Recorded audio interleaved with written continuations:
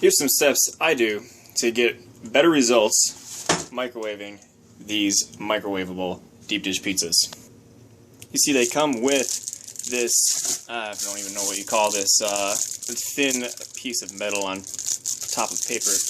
But if you put this, the way they tell you to do it is just put it in the microwave, remove it from the wrapping, of course, put it in the microwave like this on top of a plate, and go for it. But I'll show you how I like to do it. First step is to take the pizzas out and then cut this box right about a little bit more than center. So maybe right around here underneath the word deep dish.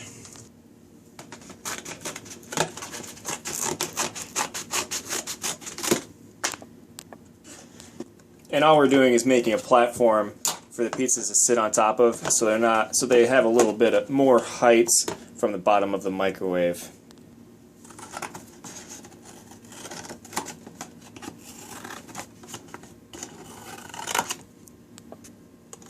And I fold in the edges just to give it a little bit more rigidity.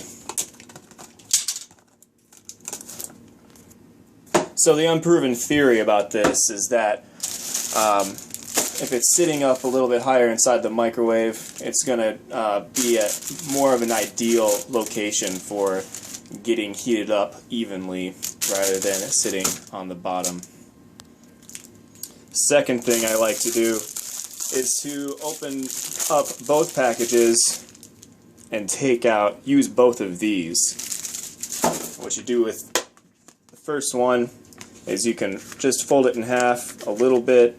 You don't want to really damage it a lot, but just to find the approximate center, and cut it into 4 equal slices.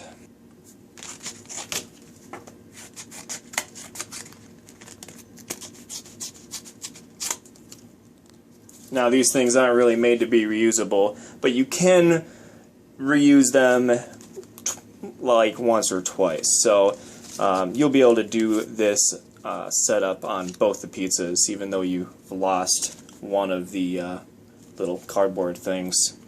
Next thing you do is tape them up. Somewhat like so.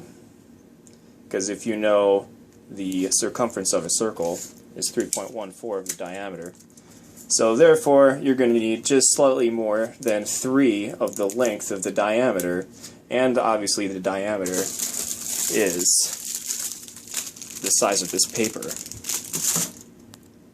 Something a little bit off, you should be a little bit intuitive, is just to put the tape on the outside, because you don't want the tape next to your food while it's in the microwave.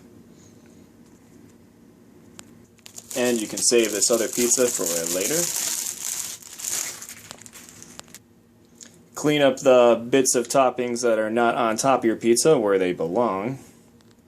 So pretty much what we're going to do here is we're going to take this strip and wrap it around the pizza, because it's 4 pieces, or just slightly less than, and it'll be able to make the circumference and pull it tight and tape it right there.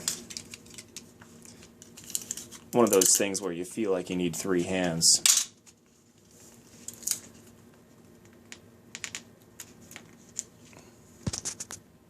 So what this ring will do serves 2 purposes. It'll keep all the bubbling goodness from spilling over the edges, and it'll make sure that the edges of the pizza get nice and crispy as well as the bottom, and not just the bottom with soggy edges. We're almost good to go for just opening up the microwave and following the directions from here, but I'll show you just one more thing. Because see, a lot of times once your pizza's done, you'll have one side of it that'll just be kind of just all charred and gross. I mean, not charred, but it'll be obviously way more cooked than another side. What you can do to minimize this is to make sure that the pizza is as good to center as you can get it. If you think about it, if it's not centered, what happens is if it's slightly off, well, what's going on inside of a microwave? It has a standing wave inside of it. where you'll have a higher amplitude of microwaves in one area than you will in another area. So if that higher amplitude happened to be right here, then as it spun around, that part would just continue to be getting cooked, while this part over here would come in and out through higher amplitude, through, I think you call them the nulls, and I don't remember what you call the other ones, but it'll be coming in and out higher and lower amplitude areas of microwaves.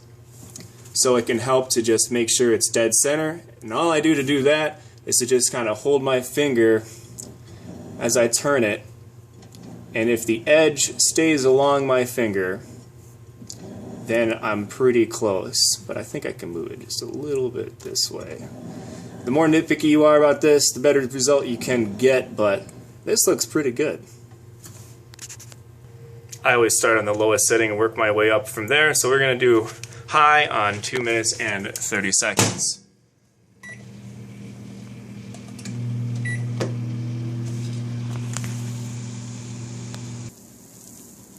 Don't forget to let it stand for 2 minutes so you don't burn your gums out.